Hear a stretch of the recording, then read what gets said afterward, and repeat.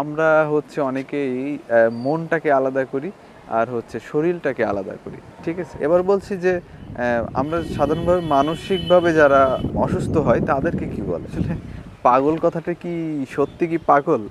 না, ব্যাপারটা এরকম না যে সত্যি তাদেরকে পাগল বলা হয়। আসসালামু আলাইকুম, কেমন আছেন সবাই? আশা করি অনেক ভালো আছেন। কোনো একটা দেশের সেই অঞ্চলের মানুষের যে আচরণ, সেই আচরণটাই হচ্ছে সেই অঞ্চলের স্বাভাবিক যে আচরণ, সেই প্রক্রিয়া।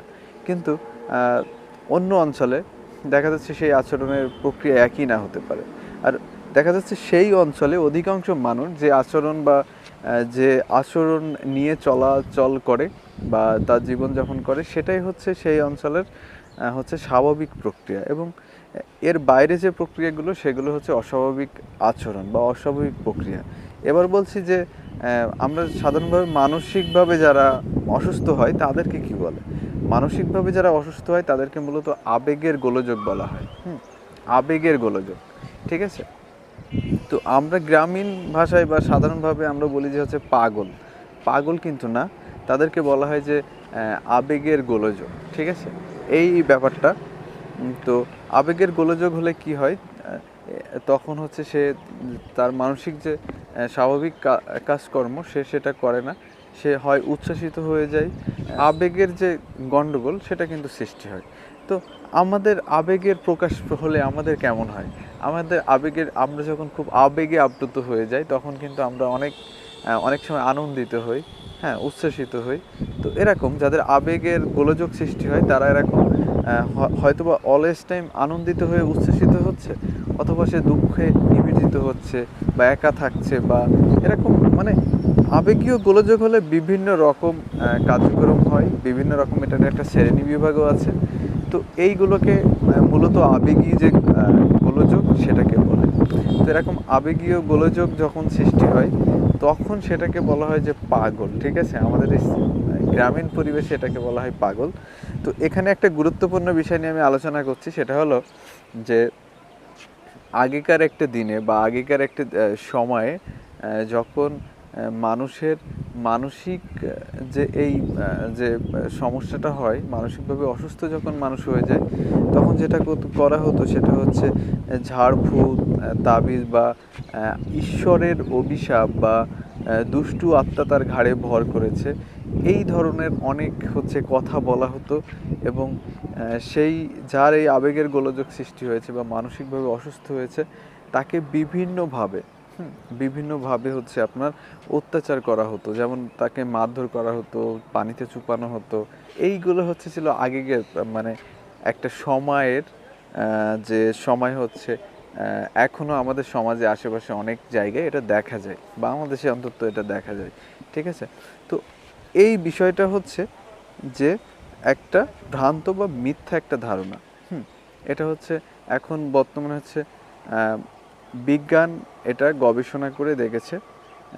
মানে মনোবিজ্ঞানরা বা মানসিক বিষয় নিয়ে যারা কাজ করছে, মনোবিজ্ঞান বা মানসিক সাইকোলজিস্ট, মানসিক ডাক্তারগণ এগুলো রিসার্চ করে এখন এটার বিজ্ঞানসম্মত রিসার্চ হয়ে এগুলো বাস্তবমুখী তাদের একটা চিকিৎসা, এবং চিকিৎসার মাধ্যমে অনেকেই ভালো হয়ে যায়।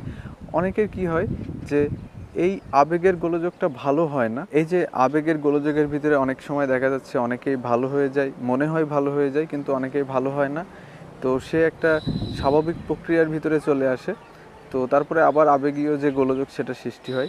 তো এর কারণে অনেক সময় তাদেরকে মেডিসিনের মাধ্যমে দেখা যাচ্ছে সে যদি মেডিসিনটা নেয় নিয়মিত, তাহলে সে ভালো থাকে। আবার অনেকের ক্ষেত্রে নির্দিষ্ট একটা সময় পর্যন্ত, হ্যাঁ, সে চিকিৎসা হলে পরে এই আবেগীয় যে গোলযোগ সেটা মস্তিষ্কের যে গোলযোগটা হয় সেটা সৃষ্টি হয়। এবং শরীরতত্ত্ব এবং দেহতত্ত্ব এবং মনোতত্ত্ব যে বিষয়টা আছে, দেহ এবং মনের এই আবেগীয় মানে এটা হতে পারে।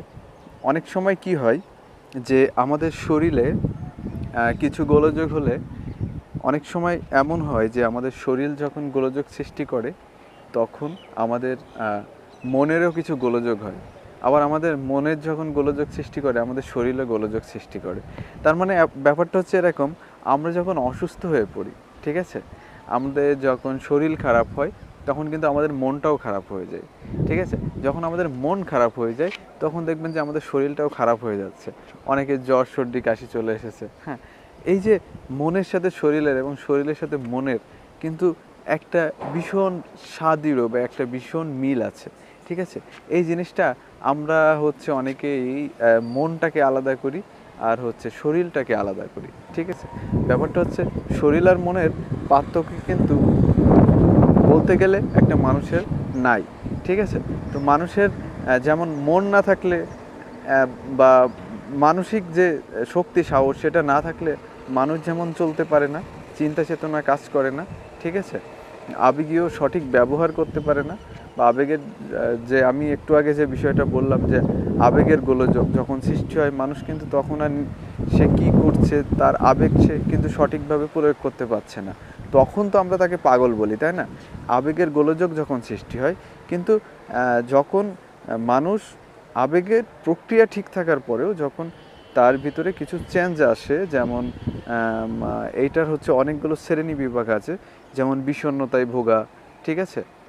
এই বিষণ্ণতার ভিতরে অনেকগুলো শ্রেণী বিভাগ আছে, স্বল্প বিষণ্ণতা, মধ্যম বিষণ্ণতা, অধিক বিষণ্ণতা। তো এগুলো নিয়ে আলোচনা করতে হলে অনেক সময়ের প্রয়োজন, অবশ্যই অনেক সময় লাগে। তো আমি এই বিষয় নিয়ে আলোচনা করব। তো সাধারণ কিছু মানে বিষয় আমি একটু বলছি আপনাদের, যে আবেগের যে গোলযোগ হয়, এবং আবেগের গোলযোগ হলে শরীর এবং মনেরও কিন্তু শরীরেরও কিন্তু ইফেক্ট পড়ে, ঠিক আছে? এবং আমাদের যখন শরীরে কোনো একটা অসুখ তৈরি হয়ে যায় তখন কিন্তু আমাদের মনেরও একটা ইফেক্ট পড়ে, হ্যাঁ? তো মন এবং শরীরকে আমরা কিন্তু দুই ভাগে ভাগ করা যায় না। মন এবং শরীরকে একটা মানুষের মন এবং শরীর বলতে গেলে একই সাথে। অনেকের ক্ষেত্রে বলা যায় যে অনেকেই দেখা যাচ্ছে সাধারণ যে কাউকে প্রশ্ন করলে যে মন এবং শরীর কি আলাদা? তো যে কেউ কিন্তু বলবে হ্যাঁ, মন আলাদা, শরীর আলাদা। কিন্তু মন এবং শরীর আলাদা নয়। এ কারণে মন এবং শরীর আলাদা নয় যে এই যে আলাদা নয়, এই বিষয়টা আমি একটু খোলাখুলি আলোচনা করলে বুঝতে পারবেন মন এবং শরীর কেন আলাদা নয়। আমরা যখন ভয় পাই তখন কি হয়? আমাদের মুখ চোখ ফ্যাকাশে হয়ে যায়, এবং আমরা যখন লজ্জা পাই তখন কি হয়? আমাদের মুখ এবং হচ্ছে চোখ মুখটা হচ্ছে স্কিনটা আমাদের মুখের উপরে দেখা যাচ্ছে লাল হয়ে যায় আমরা যখন লজ্জা পাই। তো আমরা যখন লজ্জা পাই তখন আমাদের ভিতরে একটা আবেগ কাজ করে, আমরা যখন ভয় পাই তখন একটা আবেগ কাজ করে। তো আমাদের এই শরীর সেটা কিভাবে উপলব্ধি করতে পারে, ঠিক আছে? তো মন এবং শরীর অ্যাডজাস্ট, ঠিক আছে? এইটাই হচ্ছে ব্যাপার, যে মন এবং শরীর কখনো আলাদা না। যখন আমরা অসুস্থ হয়ে পড়ি, যে কথাটা আগেই বলছিলাম, যে যখন কি শেষ হয়ে গেছে না, যখন আমরা অসুস্থ হয়ে পড়ি তখনও কিন্তু আমাদের আমাদেরও কিন্তু সেই মনের যে একটা মানসিকতা সেটাও কিন্তু খারাপ হয়ে যায়। আবার আবার কি হয়? আমরা যখন মনের দিক দিয়ে চিন্তায় পড়ে যাই বা ডিপ্রেশনে থাকি, বা এই যেটা বললাম যে বিষণ্ণতায় যখন ভুগতে শুরু করে একটা মানুষ, তখন কিন্তু তার শরীরও খারাপ হয়ে যায়, ঠিক আছে? এই জন্য মন এবং শরীর কিন্তু আমরা দুইভাবে দেখলে আমাদের হচ্ছে না। মন এবং শরীর কিন্তু একই বিষয়। এই বিষয় নিয়ে আরও পরবর্তীতে আলোচনা করব। ভিডিওটা আজকে অনেক বড় হচ্ছে, এজন্য আজকে এখানে শেষ করছি। সবাই সে পর্যন্ত ভালো থাকুন, সুস্থ থাকুন। আল্লাহ হাফেজ।